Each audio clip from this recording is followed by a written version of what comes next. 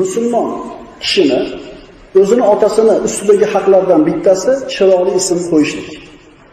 Chiroyli ism qo'yishlik kerak, toki ulg'ayganda shu ismini aytib chaqirishganda xijolat bo'lmasin. Qiyomat kunida mana shu ismi bilan chaqiriladi. Shuning uchun ism chiroyli bo'lishligi kerak.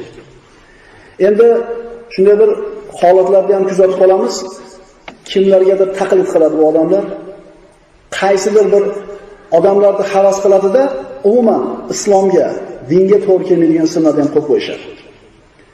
Siz bilan biz musulmon ekanmiz, ummati Muhammadlikni da'vosida ekanmiz. Shu ism qo'yishlikda ham shariatni ko'rsatmasiga quloq tutishimiz kerak. Har kim xohlagan atini qo'yishi yo'q.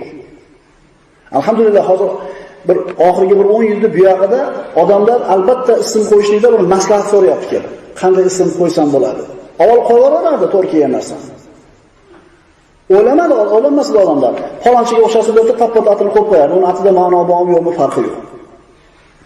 Bilaylikki, bu farzandlarga qo'yiladigan ismning ichida mustahab bo'lgan ama ismlar bor, makruh bo'lgan ismlar bor, harom bo'lgan ismlar bor. Bilamizmi shu narsalarni? Bir farzand dunyoga kelmasdan turib unga ism tanlashlik mumkin. O'g'il bo'lsa bunday qo'yamiz, qiz bo'lsa bunday qo'yamiz. Chunki Alloh taolo Qur'onda aytadi: "Ya Zakariya, inna nubashshiruka bi g'ulamin ismuhu Yahya." Zakariya alayhissalomga hali farzand o'g'li tug'ilmasdan turib Alloh aytadi: "Ey Zakariya, biz senga bir farzand xushxabarini beramizki, uning ismi Yahyodir." Uning ismi Yahyo. Yahyo ismini Alloh taolo o'zi qo'ygan. Demak, mana shundan ma'lum bo'ladiki, hali tug'ilmagan bolaga at tanlashlik mumkin. Ibrohim alayhissalomning ayoliga Alloh taolo bashorat qilib, "Tabashsharnaha bi Ishaq va min waroi Ishaq Yaqub." Shunda biz farishtalarimiz vositasida u ayolga, Ibrohim alayhissalomning ayoli Soraga Ishoq ismli o'g'il ko'rish haqida va Ishoqdan keyin Yaqub ismli nabira ko'rish haqida xabar berdik. Demak, tug'ilmay turib shu ismni tanlab qo'yishlik mumkin ekan. Endi mustahab ismlar, qaysi ismlar chiroyli hisoblanadi? Payg'ambarimiz sahih hadisda, Imom Muslimning sahihlarida keltirgan hadislar, "Xoyrul asma'i Abdulloh va Abdurrahman." Ismlarning yaxshisi Abdulloh va Abdurrahman. Bu mutlaq afzal ismlar. Chunki payg'ambarimiz xoslab aytgan mana shu ikkita ismni. Va umuman Alloh taoloning ismiga bog'langan Abdu bilan boshlanadigan ismlar ham mana shu chiroyli ismlardan hisoblanadi. Abdul Bori, Abdul Qodir, Abdul Malik, Abdul Rahim. Allohning ismiga bog'lanadigan Abdu bilan boshlanadigan ismlar. Yana bir hadisda inna khayral asma'i ma ubbida va humida. Albatta ismlarning yaxshilari Abdu bilan boshlanadigani va hamd bilan aytiladigani. Ya'ni o'ziga so'zni hamd, Abdullah tushunadi. Endi 3 ta hamd ati bor: Ahmad, Muhammad, Mahmud.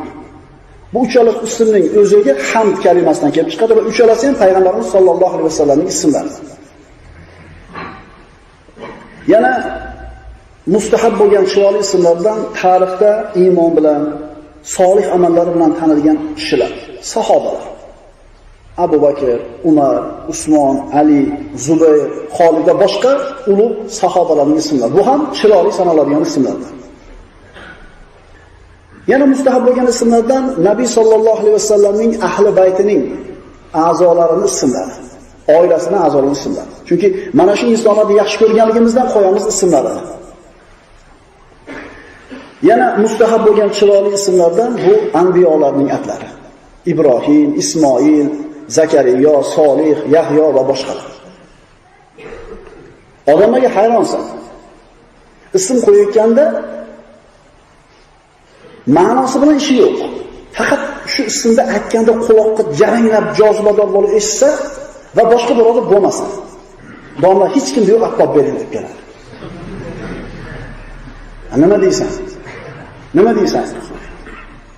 Maqsad nima? Desa shu ajralib tursin. Hech kimda bo'lmasin bunaqa.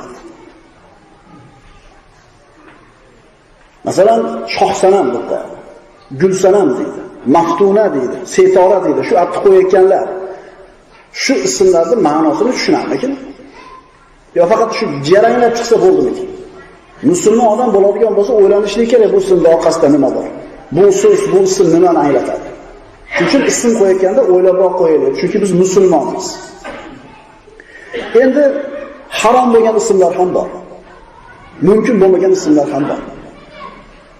Qala Nabiy sallallohu alayhi vasallam: "Inna ahna ism indallohi subhanahu va ta'ala rajulun tusamma bi shahanshah, ay malikil amlak." Alloh taolo nazdida eng yomon ism bir kishini shahanshoh deb nomlanishi. Shahanshoh degani podshohlar podshohi degani. Bu mumkin emas, bu harom bo'lgani. Xuddi shunga o'xshagandek, kofirlarning ismini qo'yishlik ham musulmon odamga mumkin emas. Biror sportchini havas qilib o'sha natini qo'yib qo'ygan. yoki qavarda bir serialda biror atni eshitib chiroyli o'tirib qolgan qulog'iga shart qo'yib qo'ygan.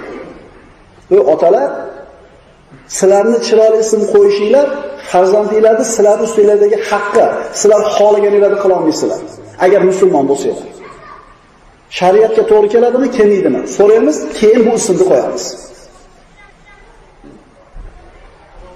Makruh ismlardan qaysilar desa, shu ismi bilan masxara bo'lishlikka sabab bo'ladi. Shu ismini aytib turib odamlar ustidan kuladi. Mana shu ism makruh hisoblanadi. Farzandlarga chiroyli ism qo'yishlik kerak, chunki qiyomatda mana shu ismi bilan chaqiriladi ular.